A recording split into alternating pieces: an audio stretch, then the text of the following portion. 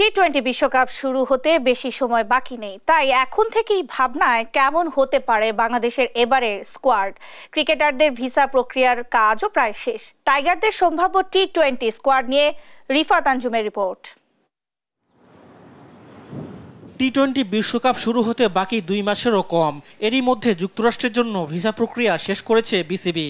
এখন প্রশ্ন, বিশ্বকাপ স্কোয়াডে জায়গা পাচ্ছেন কারা? প্রশ্নের সম্ভাব্য উত্তরও প্রায় সবার জানা।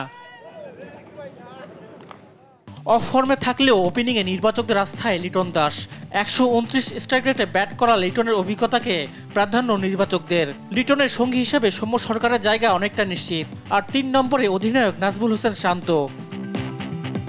এরপর মিডল অর্ডারে অভিজ্ঞ সাকিব আল হাসান আর মাহমুদুল্লাহ রিয়াদের সঙ্গে দেখা যাবে তরুণ তাওহিদ হৃদয়কে। বিপিএলে দারুণ পারফর্ম করা পেস বোলিং অলরাউন্ডার সাইফুদ্দিনের জায়গাটাও প্রায় নিশ্চিত। ফিনিশিংয়ে জায়গা পেতে পারেন জাকের আলী অনিক আর leg spin allrounder Rishad Hossain. পরিস্থিতি বিবেচনায় রিশাদের সঙ্গে কার্যকরী হতে পারে শেখ মেহেদী হাসান। আর পেস বোলিং বিভাগে থাকছেন তাসকিন আহমেদ, মুস্তাফিজুর রহমান, শরীফুল ইসলাম, যা প্রত্যাশিত। এই 13 জনের জায়গা ধরেই নেওয়া যায়। 14 নম্বরের জায়গা ব্যাকআপ ওপেনারের। আর এই দিক দিয়ে সবচেয়ে এগিয়ে তানজিদ হাসান তামিম। বিশ্বকাপ স্কোয়াডে সবচেয়ে বড় প্রশ্ন 15তম সদস্যকে নিয়ে। কন্ডিশন বিবেচনায় অতিরিক্ত পেসার নিলে তানজিম হাসান সাকিবের নাম আসবে।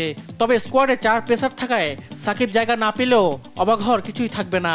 অতিরিক্ত ব্যাটার হিসেবে কাউকে জায়গা দিলে ফিনিশিংয়ে শামীম পাটোয়ারি, আর স্পিনার হলে তানভীর ইসলাম কিংবা এলিসাল ইসলাম থাকতে পারে পছন্দের তালিকায়।